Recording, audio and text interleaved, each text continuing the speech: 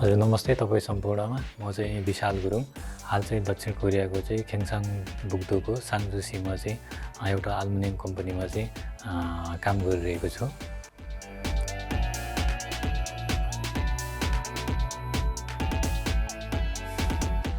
हजुर तपाईँ हामी सबैलाई थाहा छ यो आईटी सेक्टर चाहिँ एकदमै महत्त्वपूर्ण क्षेत्र हो र मलाई पनि आईटी सेक्टरमा धेरै वर्षदेखि नै रुचि थियो। जस्तै अब तपाईँको वेबसाइटहरू बनाउने, मोबाइल एपहरू बनाउने, गेमिङ एपहरू बनाउने थुप्रै इच्छा चाहना थियो।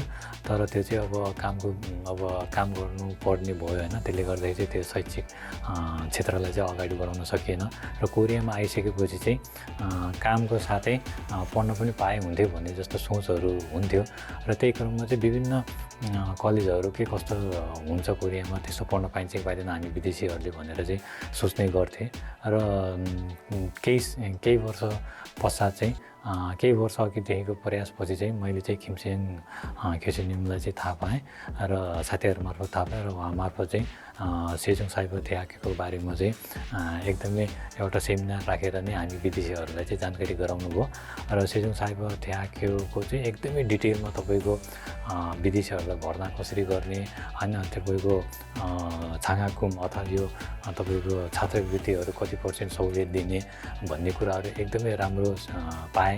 त्यसले गर्दाखेरि चाहिँ सेजोङ साइबो थेआकेमा चाहिँ भर्ना हुने निर्णय गरेँ र यो सेजोङ साइबो थेआके एकदमै राम्रो छ। तपाईँको कलेज जानु परेन, अफलाइन जानु परेन, यो अनलाइनको थ्रु नै तपाईँको सबै यो पढ्नेहरू प्रोफेसरको तपाईँको लेक्चरहरू पढ्ने, हामीले एटेन्ड गर्ने सबै अनलाइनबाटै हुन्छ होइन, इक्जाम पनि अनलाइनबाटै हुन्छ, हरेक कुरा अनलाइनबाट हुन्छ।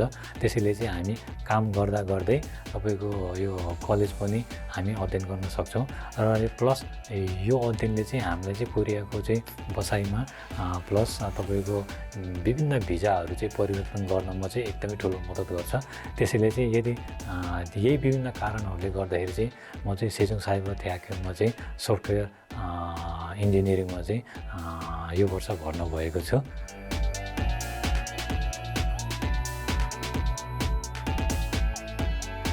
सेजोङ साइबो थेआके चाहिँ तपाईँको अनलाइनबाट हुने भएकोले चाहिँ अब हरेक कुरोको केही सकारात्मक र केही नकारात्मक पक्ष त हुन्छ नै, तर तपाईँहरूलाई चाहिँ अलिकति गाह्रो, मलाई चाहिँ अलिकति हल्का गाह्रो भएको चाहिँ जस्तै तपाईँको यो अनलाइन भएकोले गर्दाखेरि चाहिँ कुनै क्वेसनहरू प्रोफेसरले पढाएको क्वेसनहरू लेसन सम्बन्धी सोध्नु पर्दाखेरि चाहिँ तुरुन्त आफूले नजाने कुराहरू सोध्नको लागि चाहिँ क्वेसनिङहरू प्रोफेसरहरूसँग चाहिँ डाइरेक्ट अब लाइभ कन्ट्याक्ट गर्न सकिँदैन, साथीहरूसँग पनि त्यति अब कन्ट्याक्ट हुन सक्दैन। त्यो चाहिँ एउटा अलिकति गाह्रो परिस्थिति हो नै होइन र आफूले एक्लै पनि प्र्याक्टिसहरू गर्नुपर्ने हुन्छ होइन, त्यसले गर्दा चाहिँ त्यो अलिकति गाह्रो जस्तो हुन्छ होइन र प्लस तपाईँको कम्पनीको कामको साथै पढाइले पनि निरन्तर लग्नुपर्ने भएकोले चाहिँ तपाईँको टाइमिङ चाहिँ म्यानेज गर्न अलिकति गाह्रो हुन्छ, तर गर्न चाहिँ सकिन्छ।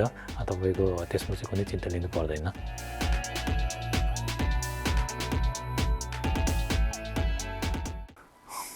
हजुर यो सेजोङ साइबो थेआके चाहिँ तपाईँको अन्य तपाईँको साइबो थेआकेको कम्पेरिजन गर्दाखेरि चाहिँ तपाईँको मलाई चाहिँ एकदमै राम्रो लाग्यो होइन। तपाईँको यो कलेज भर्ना हुनुभन्दा अगाडि नै यो स्याम्पल तपाईँको लेक्चरहरू हुन्छ होइन, त्यो पनि तपाईँहरूले हेरेर सेमिनारमा एटेन्डेन्ट गरेर चाहिँ तपाईँले चाहिँ जानकारी लिन सक्नुहुन्छ होइन।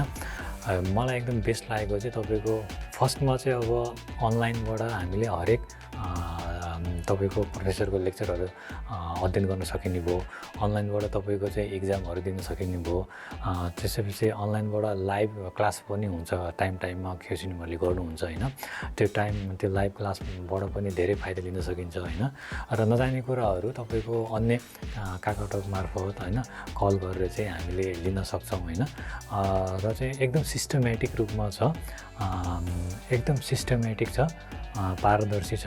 विद्यार्थीहरूको हामी विदेशीहरूको लागि चाहिँ हुन त कोरियनहरूले पनि यो सेजोङ साइबो थेआके चाहिँ अध्ययन गरेको हुन्छ होइन, झन् तपाईँ हामीलाई चाहिँ कामको साथै यो तपाईँको सफ्टवेयर इन्जिनियरिङ कोर्स अध्ययन गर्नु पाउनु चाहिँ एकदमै ठुलो कुरो हो होइन।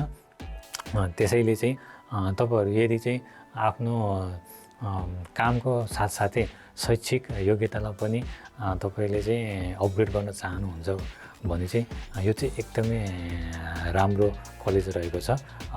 यो चाहिँ मलाई एकदमै चित्त बुझेको छ। सायद तपाईँहरूलाई पनि बुझ्छ होला र विभिन्न यो मार्फत चाहिँ हामीले चाहिँ यो कलेज यो सेजोङ साइबर ट्याक्योमा अध्ययन गरेर चाहिँ हामीले शैक्षिक योग्यता प्राप्त गरिसके पश्चात चाहिँ कोरियामा चाहिँ तपाईँको इमिग्रेसनबाट जुन हामीलाई विदेशीहरूलाई भिजा परिवर्तन गर्न जुन टर्म्स एन्ड कन्डिसन हुन्छ त्यसमा चाहिँ एकदमै सहायता मिल्छ। हजुर, मैले अघि पनि भनिसकेँ तपाईँको चाहिँ यो सेजोङ साइबर ट्याक्यो चाहिँ तपाईँको चाहिँ एकदमै राम्रो लाग्यो मलाई चाहिँ। सायद अब मैले यहाँ पढायो भएर चाहिँ तपाईँहरूले त्यसो भने होला भने त्यसरी नसोच्नु। तपाईँहरू आफै पहिला बुझ्नुहोस् होइन। यहाँ हाम्रो चाहिँ तपाईँको फोङ्सा वाल्दोङको टिम पनि छ होइन, नेपाल टिम छ, त्यहाँ अन्य साथीहरू पनि हुनुहुन्छ होइन। त्यहाँ आएर तपाईँले बुझ्न सक्नुहुन्छ, सबै कुरो बुझ्नुहोस्। तपाईँको के भन्छ तपाईँको अनलाइन कसरी पढाइन्छ होइन, क्वेसनहरू कस्ता हुन्छन्, कस्तो समस्या हुन्छन् भनेर चाहिँ तपाईँको हाम्रो फोङ्सा वाल्दोङ चाहिँ प्रत्येक थोइला इदिला शनिबार आइतबार चाहिँ यहाँ हुन्छ। तपाईँहरूले चाहिँ त्यहाँ आएर चाहिँ म तपाईँहरूलाई नम्बर पनि यहाँ दिन्छु, त्यहाँ फोन गरेर बुझ्न सक्नुहुन्छ। आउनुहोस् एकदमै राम्रो छ। र चाहिँ यो कलेजबाट अध्ययन गर्नुभयो भने चाहिँ देश इमिग्रेसनबाट पनि मान्यता हुन्छ भनेर चाहिँ हामीलाई चाहिँ जानकारी प्राप्त भएको छ। तपाईँहरूले पनि बुझ्न सक्नुहुन्छ, एकदम राम्रो छ। तपाईँहरूलाई चाहिँ वेलकम गर्छु र कुनै पनि समस्या कुनै पनि यस सम्बन्धी जानकारी लिन्छ भने हाम्रो फोङ्सा वाल्दोङ टिम पनि छ र हाम्रो खिम्सेङ ख्योसेनुङको पनि तपाईँहरूले डाइरेक्ट कल गर्न सक्नुहुन्छ।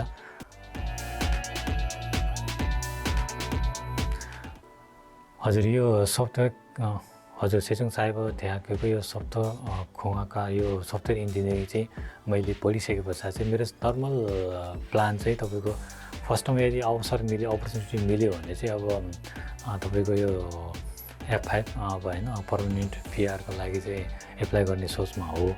र त्यस पश्चात चाहिँ तपाईँको यो सफ्टवेयर इन्जिनियरिङसँग रिलेटेड त्यस्तो अब जबहरू पाएको खण्डमा त्यहाँ पनि एप्लाई गर्ने र चाहिँ अब अलिकति नलेज बढाउनको लागि चाहिँ अब मास्टरको लागि पनि प्लानिङ गर्छु र चाहिँ तपाईँको यो सफ्टवेयर इन्जिनियरिङको थ्रु चाहिँ यो वेबसाइट र मोबाइल एपहरू बनाउनमा चाहिँ एकदमै प्रयास गर्नेछु। हस्त, धन्यवाद।